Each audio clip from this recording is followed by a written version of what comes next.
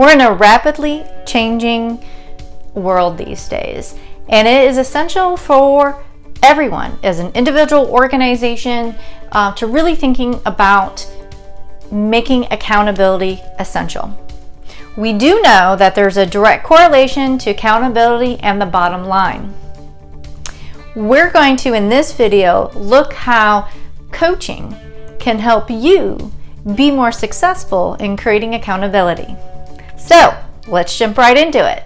So for the latest tips and trends on how to rethink how you think about work and education, subscribe to my channel, The Rethink with Veronica, and be sure to hit that bell to get notified when I post my video every week.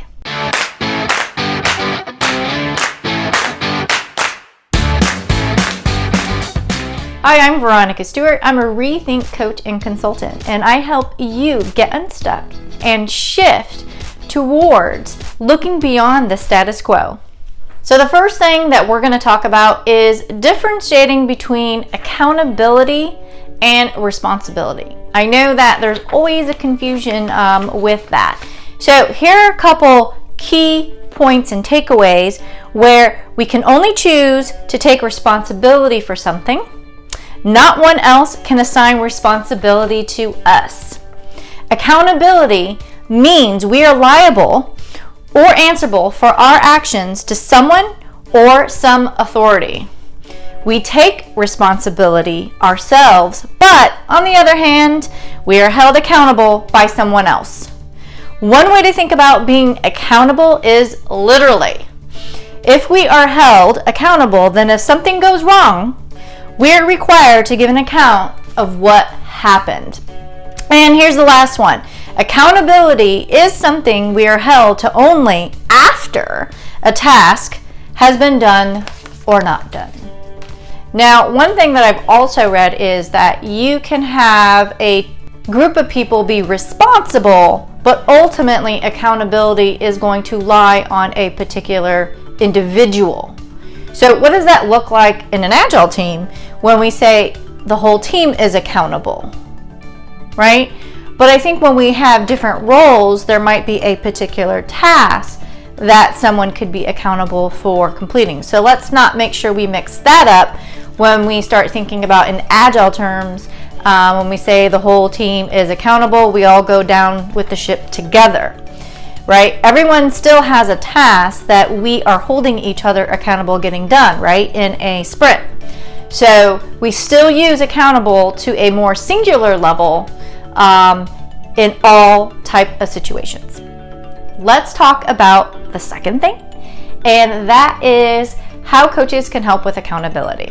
Now, don't take my word for it. I am pulling out my trusty Brain-Based Coaching Certificate workbook information.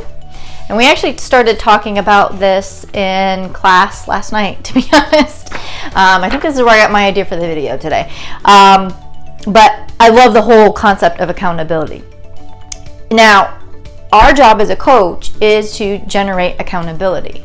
So every time that we're working with a one-on-one coachee basis, I think that's probably a little bit easier than a one-to-many, but a one-to-one in this example is really trying to get to small, actionable steps that the coachee can commit to, right? So that's one, is identifying what we can get them to commit to, that we can hold them accountable, so the next time that we meet and we talk about progress, it's our job as a coachee to be very specific about those actions that we agreed to.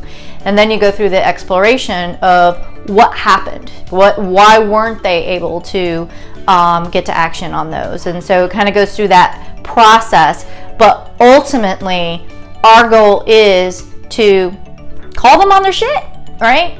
And make sure that they're moving forward, right? That is the reason why they brought us to the table, is to help them with something. And so we're there to remind them.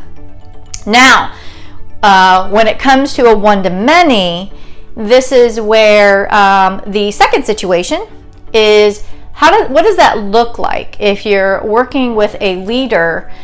Say, for example, me being an Agile coach, I'm working with a team or a program team of teams. How do we create accountability within that environment? this is going to be extremely important to ensure that you're working with the leader or the group of leaders when it comes to a partnership of creating accountability and what it looks like to actually hold the group of people that are going through this change, right? And so think of like an agile transformation. Great example, right? And those of you that are agile coaches, you live with this all the time. And it's very hard as a coach for us to be holding such a large group accountable. What really makes it more powerful is the partnerships with those leaders. And so we're also trying to be a role model of creating an accountable culture, right? That is the purpose of this video, is to create an accountable culture. So we want to make sure that the leaders are creating these habits and making sure this is happening even when we're gone. So that's why that partnership is extremely important. Now, with that said, accountability can look like defined OKRs. It could be success criteria. It could be a number of things.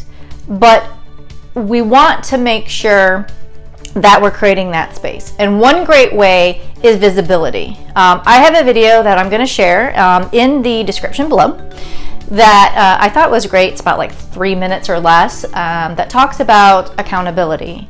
So I'm going to share that with you. And one of the things that Simon Sinek says in a clip that the guy took out of that was that visibility is so profound, right? That if you can make something visible, very public and obvious, it's a very natural way for people to really step up and be accountable for, right? So this is one of the reasons why I like to go to a public Pilates class, right? It's been very hard for me to do something online because I don't feel like I have that natural accountability happening. One is I don't have the instructor going, come on, Veronica, you can do it. And then I don't have my peers, right to left, looking at me that I can't finish the exercise. I kind of like that motivation, right? It's kind of like that public shame. Ooh, she can't do that. So I love it. And that's what motivates me and makes me accountable to make sure I do those exercises. So having that either accountable person or having that public accountability is so key until we get it to a point where it's part of our habits, right? Our daily habits. And that's huge when it comes to change.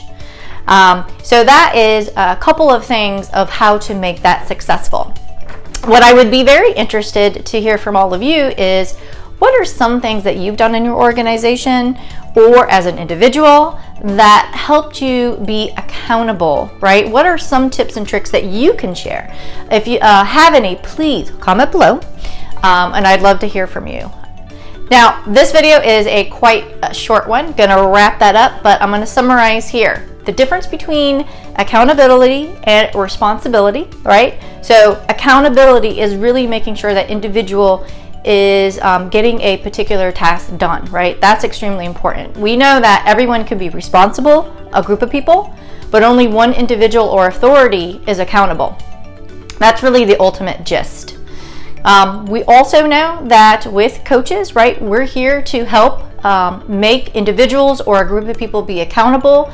And that's making sure that we're creating great notes and being very specific on particular actions. So the next time that we come back, we are able to circle back and having very clear topics around those actions that they committed.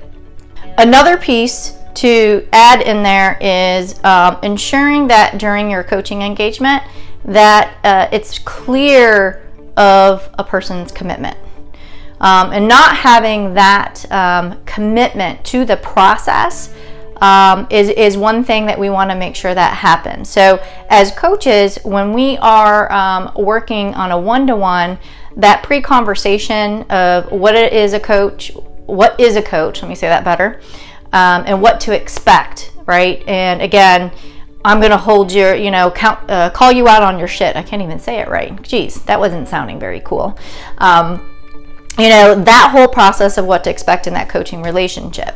Now, in a professional environment, if maybe you're an agile coach and you're working in a particular situation, we really need to get a buy-in in order for it to be successful, is that the people that you're there to coach are committing to that process. I can't stress how important that is.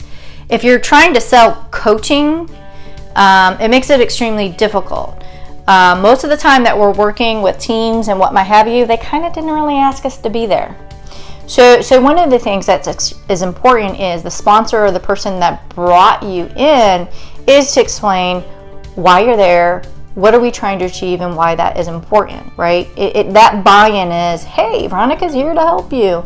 But understanding what I'm there to help with. And so there's ways to work on that process. And that is really getting clear goals and things that the teams are accountable for achieving, which I am there to help them with. And so that's where that partnership becomes extremely important.